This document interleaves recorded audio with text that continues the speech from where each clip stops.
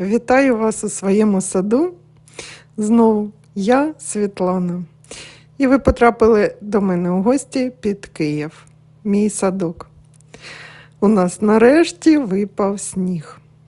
А я, как и обещала, буду рассказывать вам сегодня про розы. Мы узнаем, какие сорта растут у меня в саду от Миян, от французской фирмы.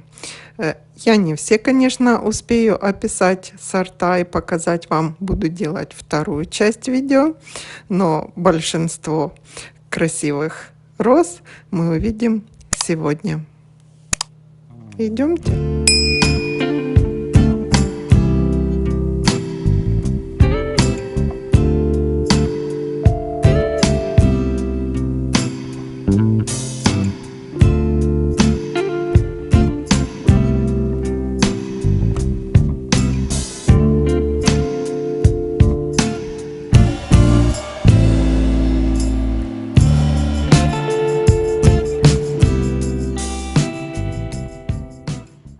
Ну и как обычно я начну немножко про Миян, расскажу, что это такое.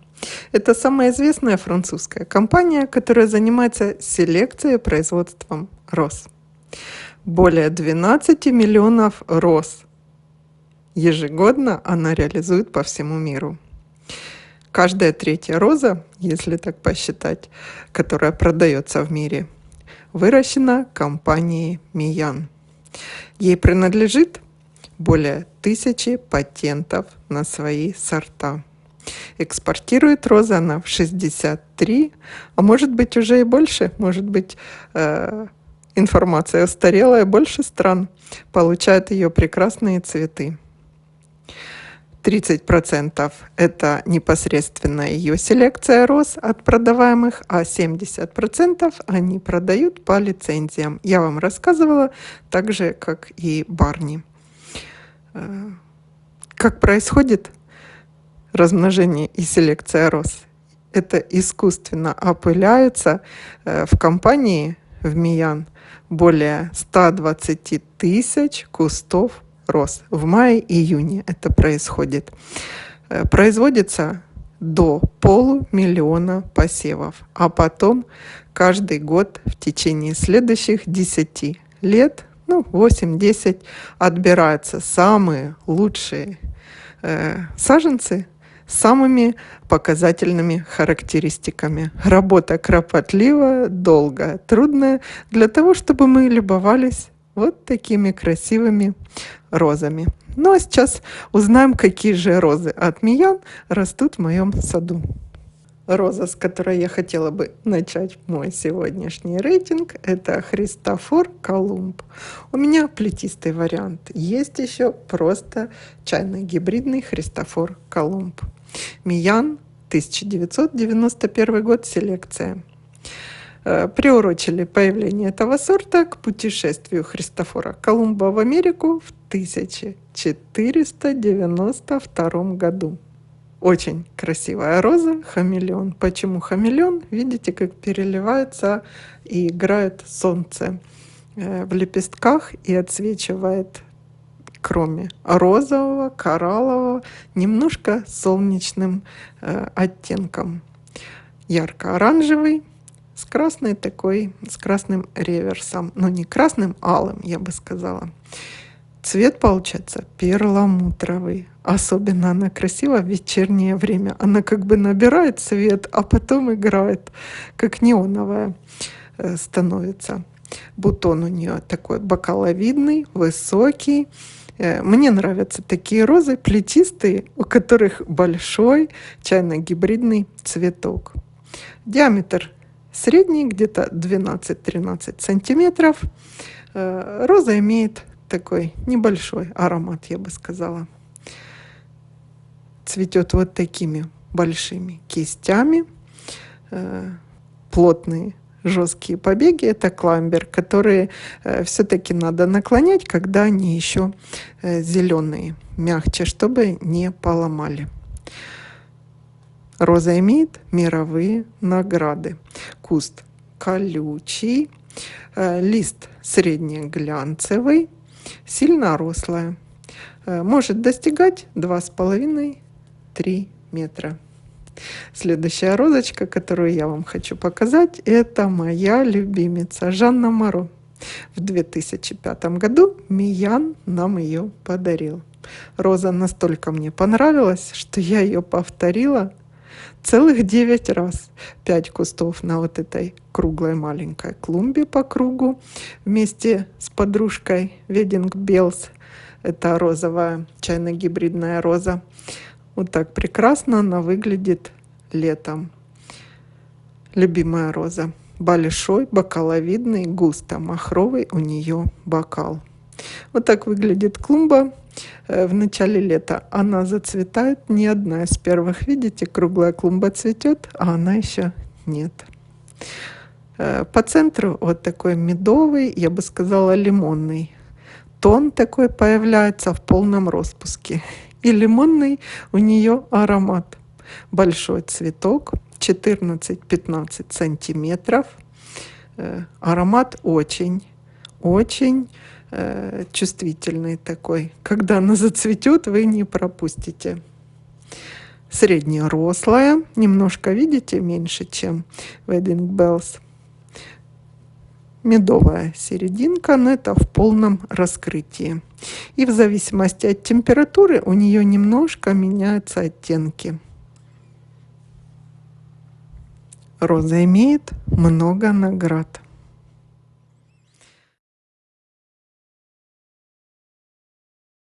Следующая роза, которую я хотела вам показать, это полька Миян, 1992 год. Плетистая, но может расти и как высокий шарап. Роза мощная, крепкая, побеги у нее сами могут держать цветок.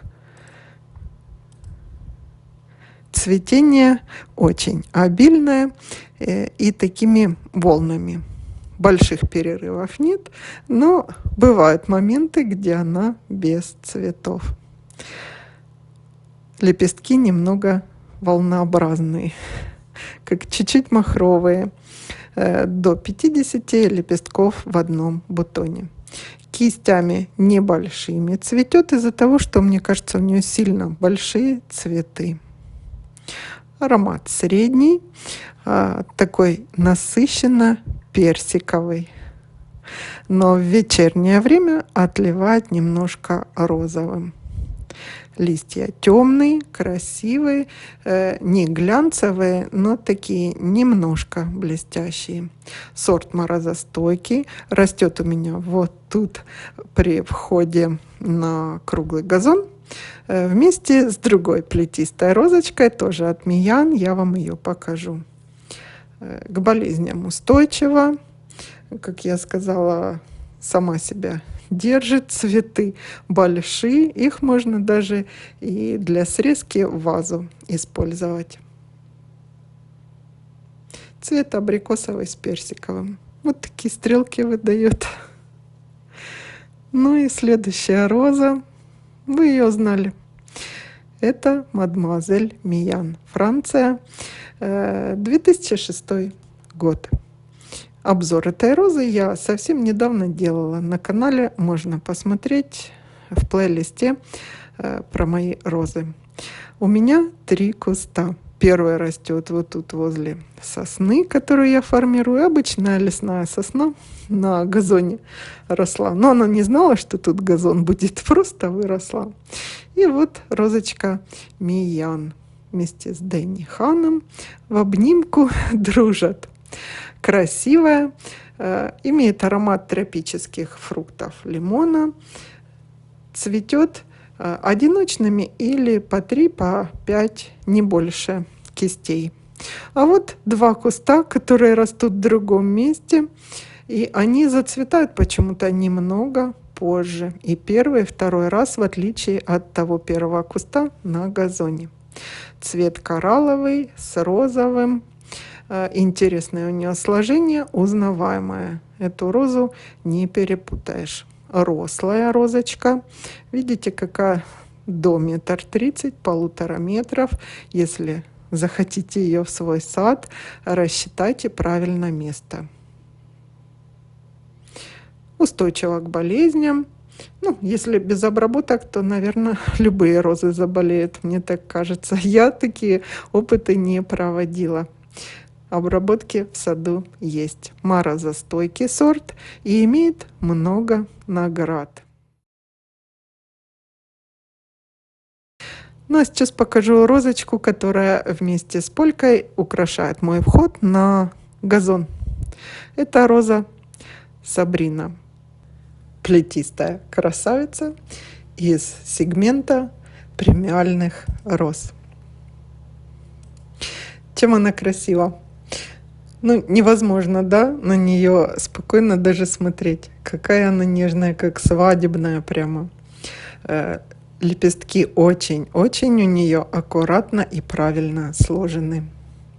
Бутон нежно-розово-перламутрового цвета. Лепестков очень много. По центру тон более насыщенный. Цветет кистями. Роза энергичная. Я хочу вот тут арку сделать и обе розы, может быть, закрепить навстречу друг другу. Или подумаю, куда, или к пихте наклоню ее. У нее симметричное, правильное сложение лепестков. Ветви мягкие, можно гнуть. В отличие от польки, у нее мягче, гибче ветви. Устойчивая к болезням, к морозу. Единственное, трипс. У меня ее почему-то... Ну, все светлые розы трипсы портят. Немножко пострадала в этом году от трипсов.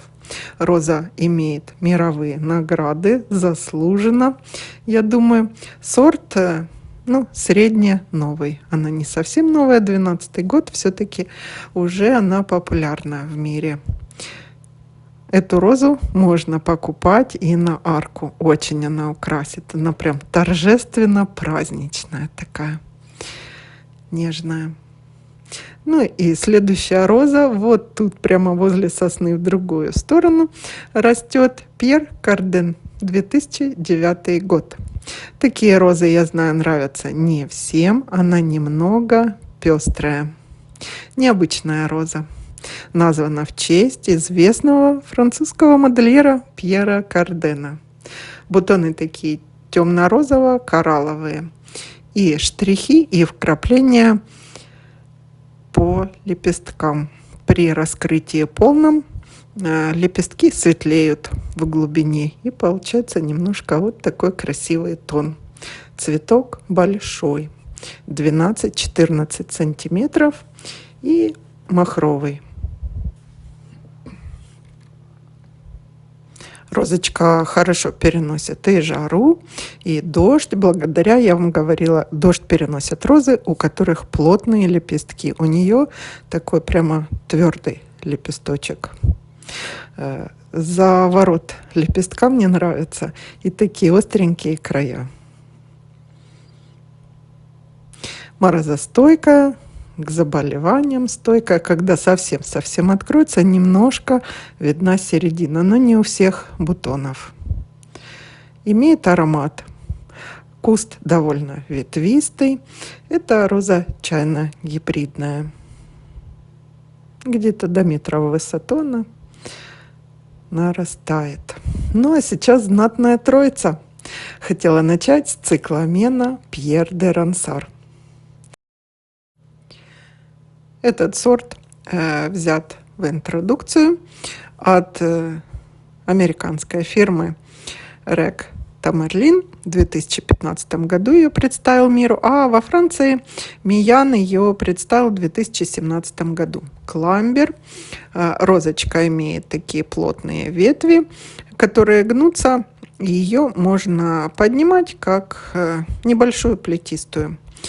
Это известная роза, дочка Пьера де Рансара. Густомахровый цветок у нее, немного больше, чем у Пьера де Рансара. Цветы старинной формы. У меня ее видео не очень много. Она как бы не в первый год показала себя красивой. Сейчас она наросла, много базальных побегов. но цвела не так пышно, как Пьер де Рансар. Второй год в моем саду. Цветы темно-розовые с малиновым, и отличительный признак у нее реверс с той стороны серебристый. Вот так наросла, мы ей опору сделали. Не ей тут всем плетистым розам вдоль дома. Цветок немного больше, чем у Пьера. Аромат легкий. Ну, куст, я бы сказала, мощный, потенциал большой. Цветет повторно, но не очень обильно. Может быть, только у меня так. Напишите в комментариях, у кого она так же цветет, как Пьер де Рансар. Жду этого очень. Цветы держит долго, где-то до 7-10 дней. Но у Пьера де Рансара все-таки дольше цветы держатся на кустике. Ну, и Пьер де Рансар, кто его не знает? У меня 3 куста. Один на арке, там где качели, и 2 с 2 сторон от крыльца вдоль дома. Цветок, когда распускается, немножко зеленоватые первые салатовые такие лепесточки. Очень красивый завиток бутона. Цветет несколько раз, но первое цветение, я бы сказала, самое пышное. До 2 недель цветы держатся на кусте. Все кусты у меня прямо такие пышные, большие. Роза очень отзывчива на удобрения. У нее и листва красивая, и ветви можно наклонить, закрепить. В общем, Пьер де Рансар не нуждается в комментариях.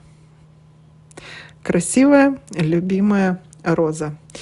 К вредителям устойчивая, к болезням устойчивая. Молодые листики вот так немножко розовинка по листу. Отличительный признак. И еще у нее сама ветвь не ровная, прямо прямая, а немножко как волнистая. Влево-вправо, влево-вправо.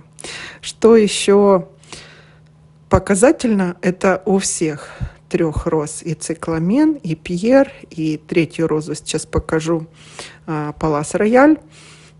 Она, вот на арке. Тоже, смотрите, как пышно цветет обильно. Тут мы просто ее редко с вами видим. Не доходим до арки с качелями. Так вот, отличительное, что у них очень хорошо эти 3 розы черенкуются. Прямо легко. Осенью я нарезала при обрезке черенков в теплицу, в землю, накрыла просто горшочком, полила и забыла до весны. Весной выкопала уже с корнями. Я так Палас Рояль размножила. Ну и вот она, роза Палас Рояль. Миян, 2009 год. Она известна под несколькими именами, названиями. White Eden, белая. Смотрите, какой пышный и туго набитый бутон. Тоже слегка салатовые у нее лепестки, немного больше, чем у Пьера. И сам бутон немного розовое дыхание по центру. Когда цветок раскрывается, цветок, я бы сказала, больше, и чем у Пьера де Рансара и у цикламена. Самый большой, самый туго набитый. Что из недостатков, я бы сказала, медленно нарастает, медленнее всех 3. Но цветок невероятно красив, нежный. Заворот лепестков такой же, как у Пьера, только сам цветок у меня примерно в 2 раза цветок больше. Но их мало и нарастает медленно. Вот только 3 базальных побега на осень я укрыла, наклонила. А вот это Пьер де Рансар. Скажите, похоже. Я специально так съемку сделала. Они рядом там посажены у меня. Вот это Палас Рояль. А только что была Пьер де Рансар. Ветвь наклонилась. Немного у нее аромат такой есть. Ну, вечером у всех роз, конечно, аромат более чувствителен. Такие перламутрово-розовые, как блики, играют по бутону. Красивая роза. У меня еще есть роза Red Eden Rose, или второе ее название Эрикта Берли. Но цветение ее будем смотреть в следующем году. Красный Пьер де Рансар, наверное, посмотрим. Ну а сейчас я вам хотела представить розу Арлекин. Эта роза завершает наш сегодняшний рейтинг моих роз Миян. Как бы не быстро прошло время. Довольно старый сорт 1986 года. И есть эта роза в чайно-гибридной форме. У меня плетистая. Хорошо держит дождь. Видите, капли по лепесткам, и ничего цветку нету. Красивая листва. Она тоже, как и Христофор Колумб, немного играет красками. Такой золотисто-яркий оттенок, золотисто-желтый. Ну, не желтый, золотистый. И при полном распуске, смотрите, у нее как павлиний глаз, такое желтое, и тычинки красивые. Но раскрывается полностью она, конечно, в самом конце цветения. А вообще она вот так выглядит. Бутон полураскрытый, а в центре лепесточки долго довольно вот такую округлую форму держат. Она средневысокая, ее можно шарабом вести до 2 метров где-то. Плестись прямо дом, а плести она, наверное, не сможет. Ну, у меня 2 года она в саду. Цветов средне много. И немало, и немного. Цветет кистями. По 3, по 5 цветов на одном побеге. Красивая, она мне нравится, и она притягивает взгляд, когда, если в саду ходишь, вот такие яркие розы, их надо как акцентами сажать. Лист у нее такой красивый, у этой розы. По-своему уникально и красиво. Нравится. Декор Арлекин. Ну, на сегодня, как я сказала, мы будем заканчивать наш обзор роз, потому что сильно долго, когда на розы смотришь, это я по себе знаю, уже встает глаз, и красота не воспринимается. Так, сделаю вторую часть обязательно по розам Миян. Еще у меня есть задумка сделать сборный такой видеоролик, где розы не определенных селекционеров, а разных, потому что очень много роз, по 2, по 3 разных питомников. Ну, красоты нас впереди еще и ждет очень-очень много. А я чем занимаюсь? Я получила пионы, жду вот когда немножко оттает земля, и я смогу их пойти и посадить. А так в саду, конечно, работы не очень много. В следующий раз мы, наверное, с вами пойдем на прогулку по саду. Порассказываю немножко и поотвечаю на ваши вопросы в прямом эфире. Все, до встречи, всего хорошего. А до весны у нас осталось 5 понедельников, если не считать сегодняшний. Ждете?